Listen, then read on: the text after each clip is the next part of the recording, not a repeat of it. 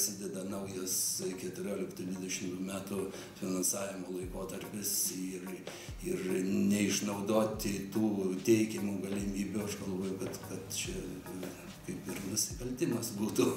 Nemanau, kad daug yra projektų, kuriuos finansuotų net 90% lėšomis. Tai iš tiesų smagu, kad gali europiniais pinigais vykdyti projektą, daryti gražius, gerus darbus, renginius, gaudamas tokį didelį finansavimą. Aišku, labai svarbi yra, kaip sakyti, atskiro žmogaus iniciatyva. Ir nuo to gal ir viskas ir prasideda, nes gali programų būti daug, bet jeigu nėra, sakykime, tos vadinamos iniciatyvos iš apačios, tai nieko ir nebus. Visų pirma, išanalizuoti esamą problemą, kiekviena įstaiga su kokiais sunkumais susidarė, ko jai iš tikrųjų reikia, ko reikia jos bendruomeniai, reikia išdiskutuoti su visa bendruomenė, ne tik tos įstaigos, bet ir to rajono ar gyvenvietės, ar net miesto bendruomenė. Mes tokiu pačiu paprasčiausiu galbūt keliu nuėjome, sužinoję, kad apskritai bus šitas projektas, susiskambėjome su savo šitais bičiuliais buvusiais, sakome, norite, nenorite dalyvauti, sako, norime. Tada susitikome ir aptarėme, ką galėtume padaryti. Tiesiog tokį primetėme planelį ir tada sudėliojame renginių priemonių planą, kur kada ką galėtume daryti ir padaryti. Ir nebuvo problemos dėl finansų pasidalinimų, nes pagal renginius, kur kas ką darė, tam pagal tą nustatytą tvarką lenteles toks finansavimas ir kliuvo. Aš, tiesą sakant, ne naujokas esu projektų valdyme, bet tarptautinio bendradarbiavimo projektą tai turėjau pirmą tokį. Ir atitinkamai susidūrėm ir tiek su kompetencijų tokios stoka ir pats projektas kaip naujas mums įnešė tokių neaiškumų, kaip jį reikės įgyvendinti, kokios taisyklės bus, kaip koordinuoti ir komunikuoti su partneriais.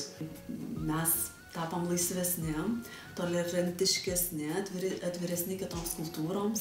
Su projekto įgyvendinimu atėjo supratimas, kad tokie projektai trunka ilgai, reikia ilgesnių derinimų tarp partnerių, tarp vidinių padalinių, reikia turėti neblogas ir užsienio kalbų žinias.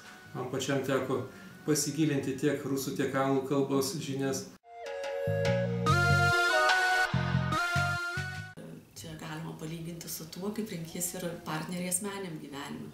Kad jisai būtų patikimas, punktualus, atviras, geranoriškas, išmintingas. Neturėtų būti daug projekto partnerių, nes tai yra kaimyninė šalis, čia visai kita šalis, jinai nėra Europos Sąjungos bendrijos narė, ten yra visai kita teisinė bazė, visai kiti yra šalies teisės aktai, įstatymai ir kartais labai sunku įgyvendinti, realizuoti tas numatytas veiklas, tikslus vien todėl, kad susidurima su tais sunkumais, kurių nepajėgus įspręsti partneris, tai čia bus Baltarusijos kažkokia institucija, įstaiga dalyvaujanti projekte. Irgi žiūrėti, kad jie būtų finansiškai pajėgus ir taip pat turėtų tam tikras kompetencijas įgyvendinti tos srities projektus arba nusimatytas veiklas. Netgi mano toks būtų siūlymas, kad vis tik daugiau bendradarbiauti projektų gyvenimo srity su vyriausybinėmis organizacijomis, nes nevyriausybinės organizacijos dažniausiai patys resursų neturi ir daro taip pat esminę klaidą, nusimato tik tai reikalingas bendrojo finansavimo lėšas nepagalvoja, kokiomis lėšomis jie užbaigs tą projektą. Tai turi būti labai tamprus bendradarbiavimas. Ir projektuose ypatingai mes buvom nusimatę gal 3 ar 4 tik vizitus pas partnerį. Nesąmonė, jų turi būti labai daug. Ir mes pagal poreikį važiavom, iš tikrųjų ne iš projekto jau lėšų, bet tiesiog pagal poreikį važiavom tiek, kiek reikia. Nes partneris, ta prasme, gyvena pagal kitus teisės aktus, ne? Ir jiems tai yra labai sudėtinga. Ir iš tikrųjų, kaip sakyt, daug reikia kalbėti, bendrauti ir sulaukti iš jų atsakomojo ryšio, kadangi tai mes supratom tik į projekto pabaigą. Mes labai kaip ir protingai viską aiškinom, bet mes net neįsivaizdavom, kad jie nesupranta, ką mes aiškinam. Tai čia buvo gal ir mūsų klaida tokia ir pamoka mums. Tam projektui turėtų pritarti ir savivaldybės taryba, nes nuo jų irgi daug kas priklauso. Kad reikia ne tik vidinius įstaigos resursus pasitelkti, bet ir kitų organizacijų. Teko bendradarbiauti tiek su muziejais, tiek netgi privačiais kolekcininkais, renkant informaciją bendriems leidiniams, informaciniams stendams, tam, kad sudominti, patraukti ir padaryti informaciją turistams kuo patrauklesnė, kad tikrai būtų apie ką pasiskaityti ir sužinoti naujo tiek patiems mums ir tiek lankytojams, miesto gyventojams. Varėnos sporto mokykla, kultūros centrų, visuomenės sveikatos biurų, buvo organizuojamos atrankos dalyvauti šitam projekte komandoms visose mokyklose.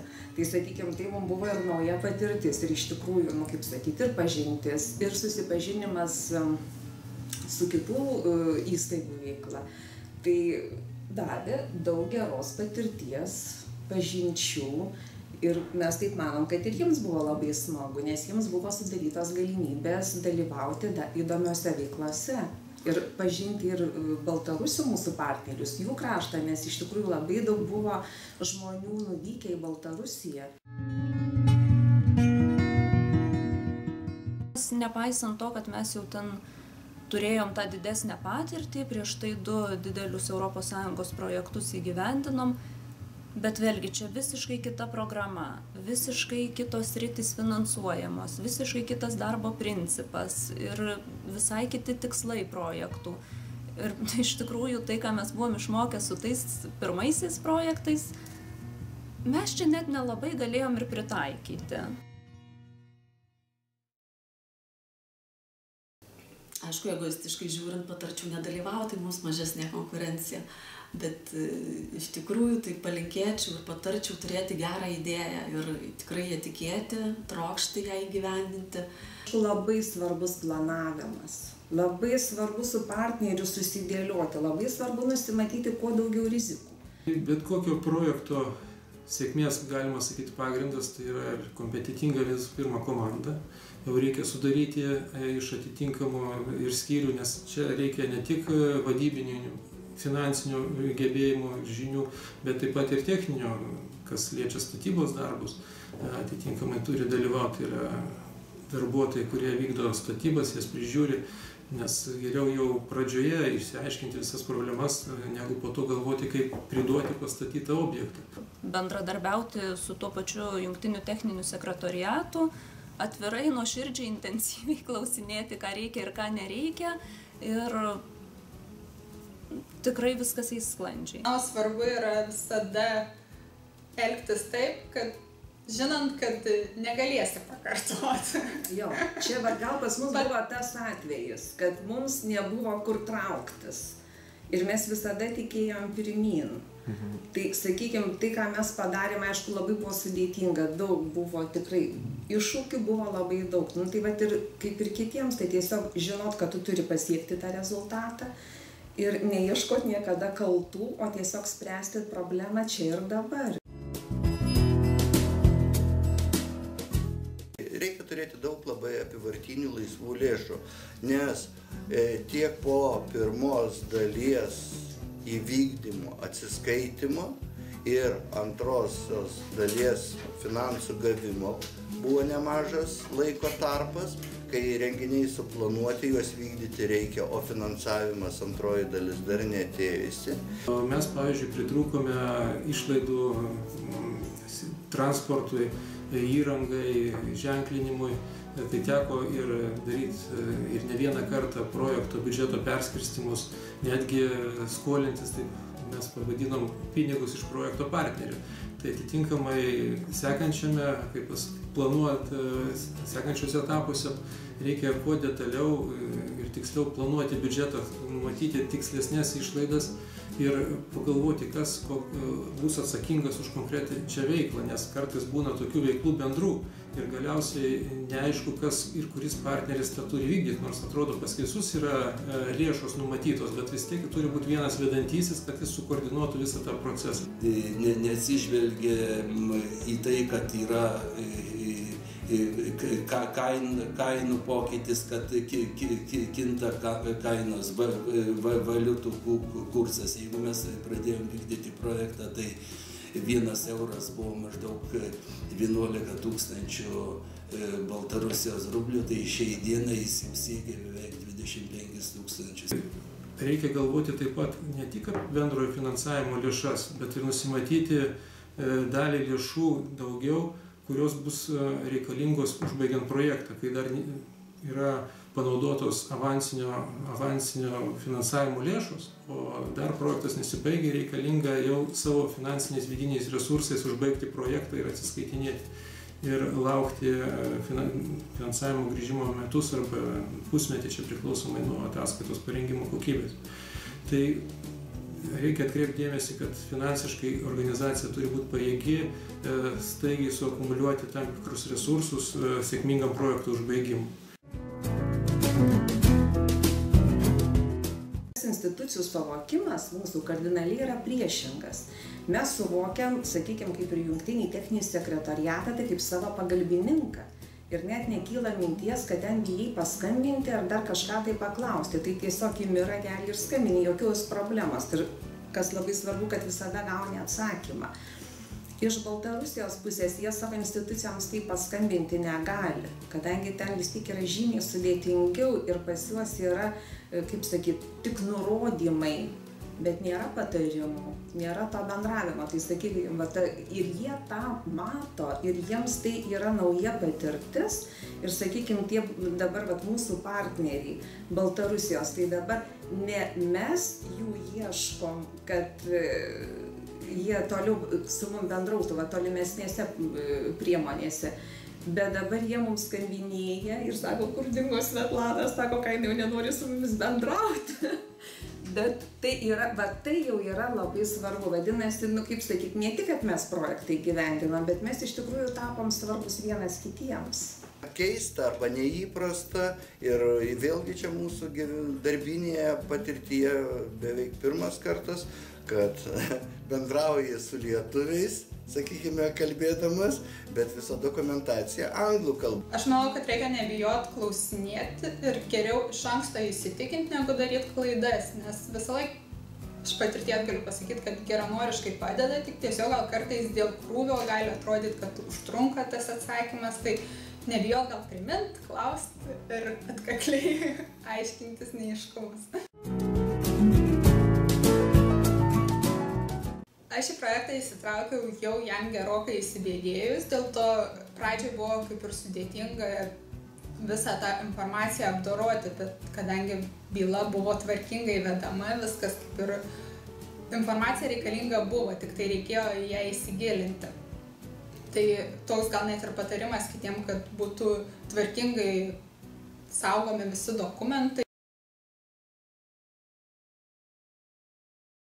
Mes iš tikrųjų investavome tų pačių finansavimo lėšų gana nemažai į viešinimą ir neapsiribojom tais standartiniais dalykais, lentelė ir straipsnis kokiam nors laikraštyje, kurio nieks neskaito, bet buvo televizijos reportažai, per nacionalinę televiziją buvo išleistas lankstinukas, kurį iki šiol dar, jau tik dabar baiginėjasi, labai veikia. Platinam žmonėms. Visada atsiminsim, kai mes vykom į partnerių susitikimą pas baltarusus ir ant sienos praleidom į abi pusės, skaičiuojant, geras 10 valandų. Ir po to supratom, tarp kitko, paprotinti tų pačių savo partnerių, kurie daugiau truputį pas mus važinėjo. Jie sako, važiuokit traukiniu. Kadangi mes trasą tiesėm su atšaka į kapines, tai jau mūsų lankytojai arba vietos gyventojai jau praminė ją kaip kapinių turizmo prasme. Sako, palankiai gali su dviračiu nuvažiuoti į kapines jau. Pats didžiausias įspūdis, bendraujant su tais žmonėmis, kurie per šitą projektą turėjo galimybę pirmą kartą susidurti su aklaisiais ir silpnaregiais. Ir jiems tai, sakė, gyvenimiška be galo didelė patirtis, kaip galima norint įveikti bilenką.